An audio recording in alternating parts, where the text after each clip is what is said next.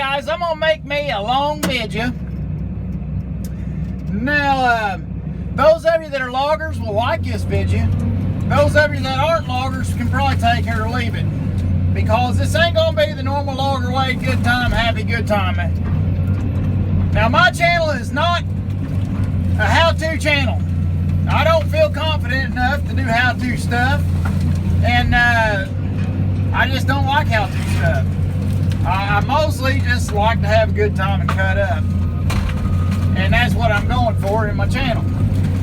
Now, just because I'm always having a good time and cutting up, whoa baby, does not mean that I ain't plugged into what I'm doing. I'm very plugged into what I'm doing. I'm concentrating all the time, 100%. Only problem with that though is that ain't the type of viewers I'm trying to get, because I'm trying to get the type of viewers I'd like to drink a beer with. So, that being said, I did get a comment the other day on a vidja. I don't remember which vidja it was, but my man Dan from West Virginia, Dan, you know who you are. I ain't gonna say your last name on YouTube's, but I thank the world of this guy. He's a good logger, been logging for years. He's working with his brother now, and the two of them are making a go at it together as a family. Now, they are happy people, live a happy life, and I love the shit out of them. And I think I'm going to go get drunk with them one of these days, or at least I'm going to get drunk, and I'm going to sleep on their couch one night. And I've had the invite. But I think I'm going to get serious a little bit and talk some information, because Dan asked me a question, and I ain't going to type it out in the comment, because I just don't feel comfortable doing it that way for Dan. So I will kind of set this up. What Dan asked me. Now bear in mind, he's from West Virginia, logging in some steep country. Gotta be right. Gotta keep her shit on straight. And he asked me, now the reason I shot this vidja is I'm getting ready to cross this daggone ditch over here and go work this triangle shaped piece and shovel log it out, and I thought it looked kind of cool. But what Dan asked me is if I'd studied the dangle head any and what my opinion on a dangle head would be. Now, before I go answering this, I want to explain something. I'm in Indiana. Dan is in West Virginia. The type of timber I'm working, the type of timber he's working, the type of jobs I'm doing, the type of jobs he's going to be doing, and his infrastructure, his markets, all that's going to be very different than what I'm doing. Not a lot, because he's in hardwood timber too, but enough of a difference that the reason I'm trying to spit this out is I'm an experienced logger. I've been logging for years, and even before I started logging, I was in a sawmill. I was fabricating and mechanicing and stuff like that, doing industrial maintenance.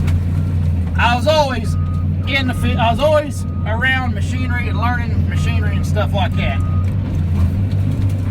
I can talk to a logger for about 3 sentences. I'm not bragging or blowing. I can talk to a logger for about 3 sentences and tell if they're a logger or if they're trying to bullshit their way through the conversation. And anytime you have a logger, I'm saying this from all my logging buddies out there, anytime you have a logger that's not from your area, that's not doing what you're doing, that's going on trying to feed you a bunch of bullshit about what you need to do and what you don't need to do, even if you question their merits and they have good merits to what they do, does not mean you can pretty much take their opinion and wipe your ass with it, in a nutshell. So, when I go to answer this question, Dan, I want you to bear in mind I'm looking at this from my perspective, and I would worry myself to death if I had told you something and come to find out through your wife or your daughter or your son that you got out there and something happened and it was my fault because I tried to lead you down the wrong path. That's why I hate doing how-to shit, because I care. anyways, with that being said, the most in our situation, when I picked this machine, what we needed in the woods, in our equipment repertoire, so to speak, is a Swiss Army knife. Now, the single most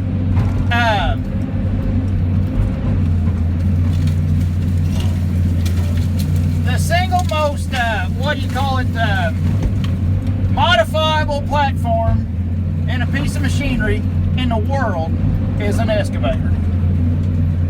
And we had no excavator or track buncher, either one, so we needed something with tracks and a swingability, because it changes logging. Once you get a swing machine, you change logging like you can't imagine. Without a swing machine, you can't even fathom the opportunities that you're missing until you have one. And I've been told that by the dirt moving people. Let's Dig, my neighbor, Brett Ludger, Brett, all that stuff. And they weren't even in forestry. They told me once you get this thing, it'll be the most busiest machine in the job, and it is. If we're logging from the beginning of the day to the end of the day, I am buried.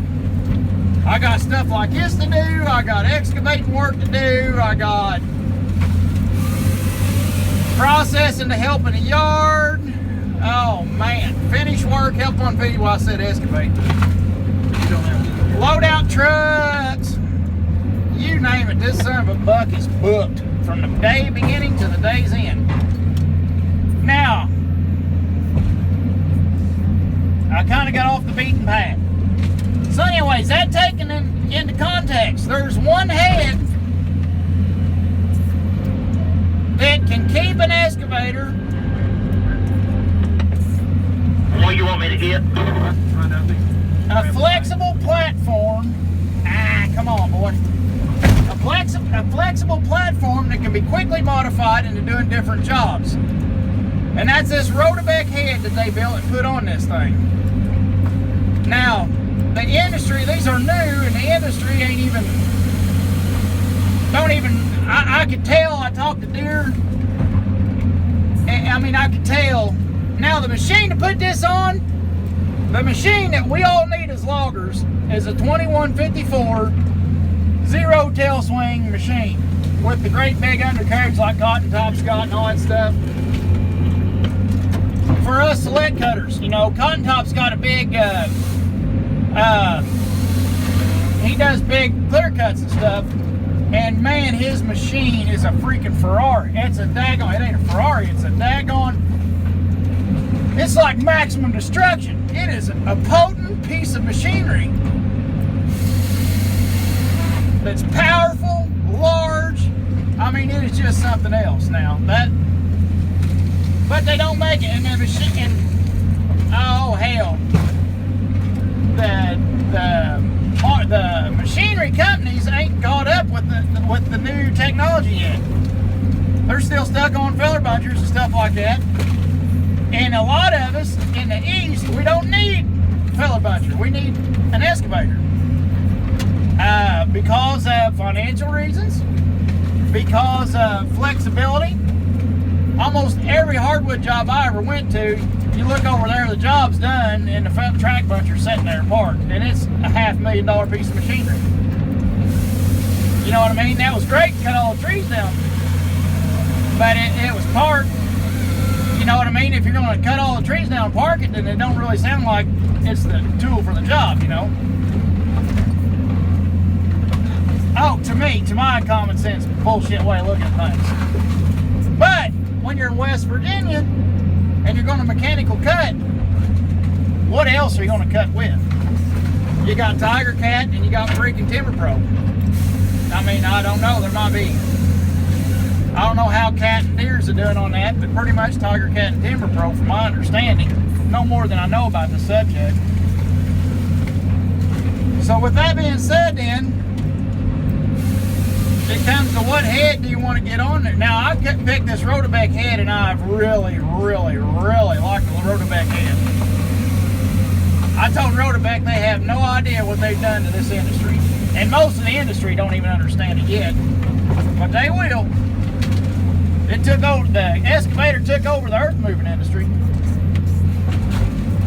They just got to make one that can handle it in the woods. You know, you all see me modify this thing unbelievably, and I'm still modifying it. I've got to modify a bunch of it this winter to get it. I mean, everything on it's a beer can piece of shit. But I finally get the sunbuck modified where you can use it, where a man can use it. You know what I mean? It's just, But anyways, that had nothing to do with Dan's question. I realize that. And I'm a yakking. Hang on, there goes the other boys. I thought they was going out the other way. I don't think that old boy knew that they was going out the other way. Oh, he got stopped. Look at him up there. Can you see up there? I'm gonna take a drink of Pepsi. He stopped up there. I don't know what he's waiting on. For a skidder in his way or what? Oh, he's rolling backwards. He's ready to take off. That's the other boys logging back here, which is pretty cool, fellers. If any of y'all watch this, I met them guys. I love the shit out of them guys. So anyhow, when it comes to speed, precision, durability, and ease of maintenance, a solid mount head, you can't beat it. You can't beat it. It's just there's no, you ain't screwing with hoses, you ain't tearing stuff up. You can move ahead into something instead of behind like a dangle mount grapple does. I ran knuckle boom for years. When you go flying into something, you're always you're always chasing that grapple around all day. When you get to a fixed mount head, the head's right there with you at all times.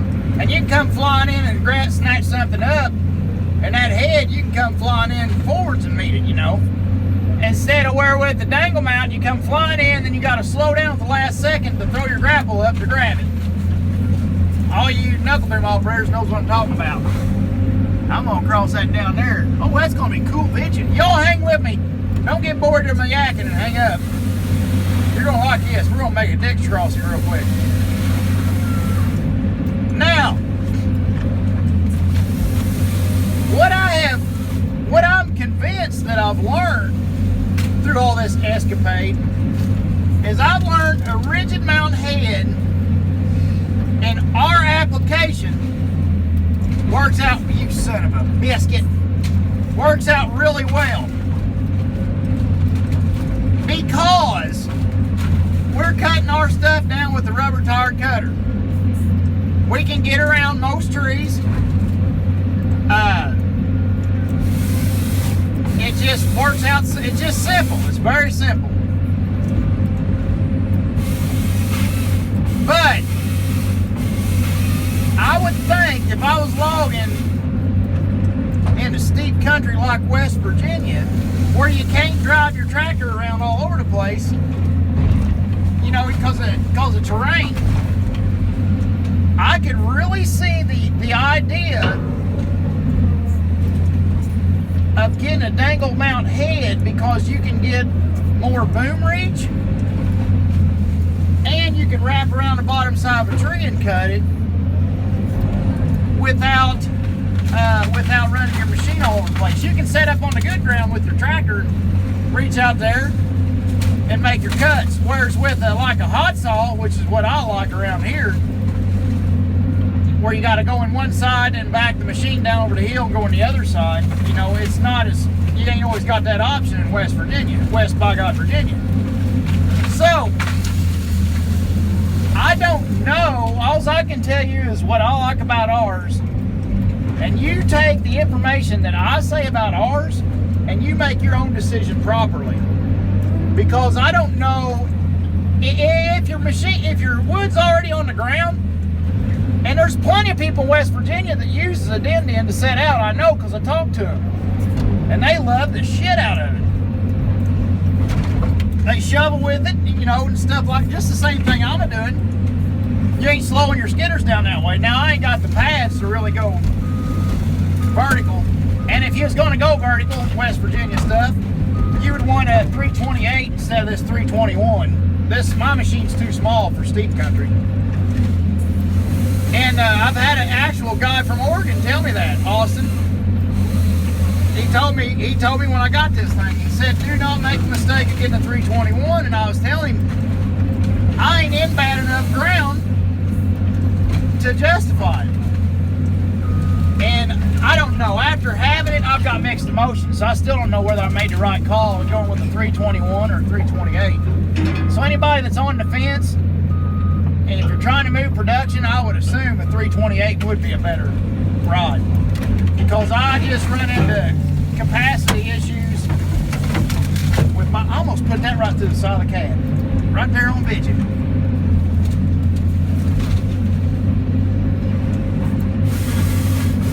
I know with the 328 I run with issues with capacity. I don't have enough ass to do the things I'm trying to do. Of course, I got the triple grouser pads on, that don't help none. But mostly with just the weight of the machine and the torque of the machine. But 9 times out of 10, I feel fine. I'm happy it's small, I'm quick. I can get in tight spots easy. My boom, because of this zero tail swing model, my boom raises really high in the air and I can pick it up and squeeze through tight spots that a normal excavator wouldn't. See, I can raise my boom, look where my head's at. I can put my head above my cab and be right here, and I mean, I'm taking up no room up there. I think I'm maybe sticking out 5-6 feet out the side of my machine. Which is good when you're trying to squeeze in a tight spot. You know, you can squeeze around, find a hole in the trees and squeeze through. All right, let's cross this ditch. I ain't supposed to be crossing this ditch, but I'm gonna go across there and shovel this out. But I love my head because I wasn't after a filler buncher. Now, Dan, I know you guys are after a filler buncher, and the only way to make an excavator a cutting machine, I think, is pretty much a dangle head. And if you want to see some dangle head running, check out Stump Jumper videos. I'll try, if I can remember, I'll put a link in there to Paul's channel. Now, Paul, he's running one, and he loves the shit out of it. And Paul ain't no dummy. I've talked to this man on the phone, remember about the 2 sentences rule? I talked to Paul on the phone, he ain't no dummy. That guy, let me tell you something, YouTube, people like Cotton Top and Paul being on YouTube is a real benefit to all of us. And his subscribers ain't reflecting it just yet, but they're going to. Because that man is I really appreciate that man right there. He ain't no dummy. And he ain't no tight ass either. And he ain't arrogant, got a head, you know. He's just a good human. He's a very good human. And he's been there and done that. The man is a successful person. Anyways, when I look at somebody, that's what I'm looking at, it's their merits. If you look at their merits before you decide whether or not you're going to take what they're saying as gospel, you know. And even at that, if they're not from your area and they get too arrogant on you, you can't listen to them because they don't know what you're going through. They don't know your financial status. They don't need to know your financial status. They just need to give their opinion and help you make a better decision for your information. That daggone Cotton Top, let me tell you about that guy one time. When I went to buy this thing, I was scared to death. Everybody tell me it wouldn't work. Everybody tell me this, that, or the other. And I was scared to death. I was scared to death it was going to be a flop. I made a mistake.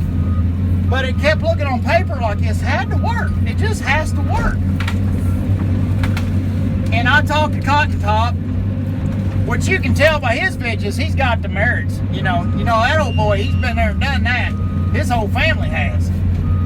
And I come to him in a real, there goes Willie. I come to him in a real vulnerable situation and was asking him about this daggone machine. It was a pretty big financial move for us, for our company. And I was asking him, you know, give me some advice. What do you think? And I could tell by the way he answered me that he's looked into this machine before. He's looked into this setup before with this fixed head and stuff. I could tell he was already had his ear on the pulse. You know, that son of a buck was already on it. And I swear, if it wasn't for Cotton Top, I don't know if we would have got it in or not. I just don't know. It's just that conversation. And he had, the other day I went on about that Cotton Top video he had the other day where he's sitting there with his brother and his dad, and they're shooting the shit. And that guy right there, or them guys right there, that was, I told him, I got a lot of videos on YouTube, and I told him that is the best logging video I think I've ever seen in the history of YouTube. Was when them guys are sitting there at that table and talking about their past, reflecting on the decisions they've made. Yeah, Phil John's just left, so you don't have to worry about him anymore. Well, I hope he didn't see me cross this ditch down here. I don't think I'm supposed to be crossing this ditch. Alright, now we're going to do a leap of faith. There's a pretty good ditch down there below my tracks. You don't have to see it. They can always go with the tracks. What ditch you have to cross? Oh, one that's down there. That's not the main ditch. I was thinking about it. No, he won't be seeing my tracks. I crossed on wood. He wouldn't care then, I don't imagine.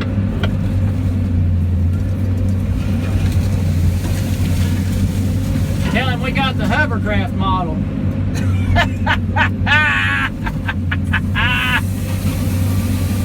Sometimes them inspectors don't have that good a sense of humor. It's on if they can't take a joke, I guess. Alright. Let's see if we can get this popper without sliding down this wet down here, and that popper's heavy. Whoa, baby. Come to me easy now. I can't wait to get some pads on this thing someday. I know I've talked about it about 1,000 times. Come here, you. Hey, we made it. Bye, Georgie. That got him. See, now stuff like this. I just drove back here and topped these odd duck trees and gonna drive out with them. I mean, it didn't take no time.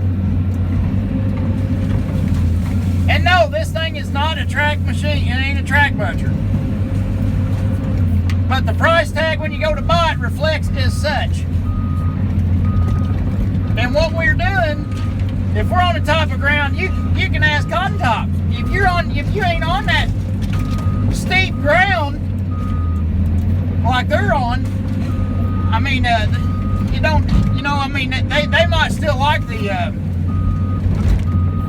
track machine, and I got my buddy and them, they like the track machine too, but it ain't exactly a must.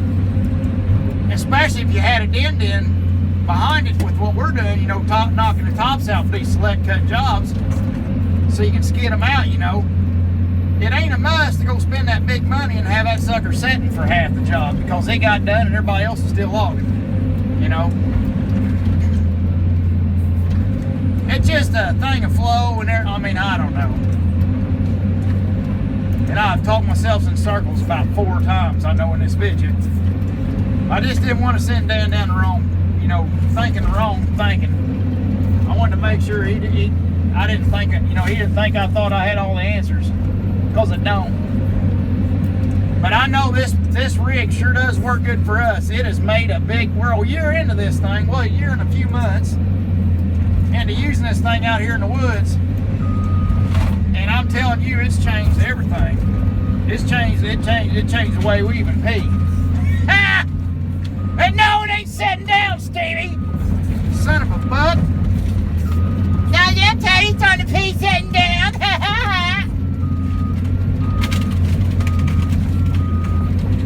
Son of a buck. Stevie, I need to lip off you. I'll be shaving it off of Kevin Christmas's butt cheeks. Ha ha! Stevie! Oh. Stevie. Get it, Stevie. Get it, lip. Stevie, get it, butt cheeks. Oh, Steve. Well, that's the only thing I hate about this. I get to doing that wobbling stuff. Let me see if we can get this son of a biscuit across this ditch. it, stir up some slime down there in that low area, which ain't good. But I don't know where I could have crossed that ditch at a higher spot. That's where 3 ditches come together.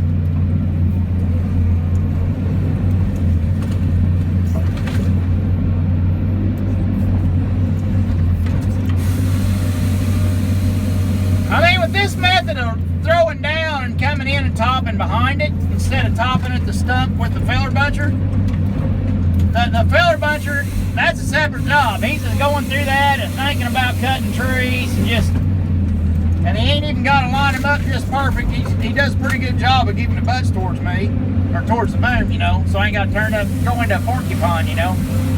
But he can just go at it, just go to town. I come in, I start at the top of the pile, reaching through and digging them out. Trim up things, make decisions. Knock all the trash off in the woods so it ain't being skidded to the boom. It's just a lot of benefits to it. And then at the end of the job, you come out in the boom, help the knuckle boom get done, cut up all her stuff. And after you're done with all that, slap the bucket on in 1 minute and 30 seconds, mind you. That's how long it takes me to switch my head over. You talk about a quick attach, that's a quick attach. Anything under 2 minutes can still be considered a quick attach as far as I'm concerned. But in 2 minutes, less than 2 minutes, I can have my bucket on, back there throwing the sides in on the bench rope, you know what I mean?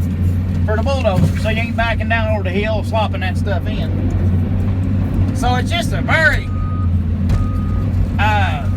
what am I trying to say? The excavator is the most customizable platform in an earth moving machine, or in equipment. It's the most customizable platform in the equipment world there is. You can do anything with an excavator. And that's why we did what we did. In a nutshell. We'll throw this crossing out and I'm going to shut this vidja off. How long did I get this vidja to? 27 minutes.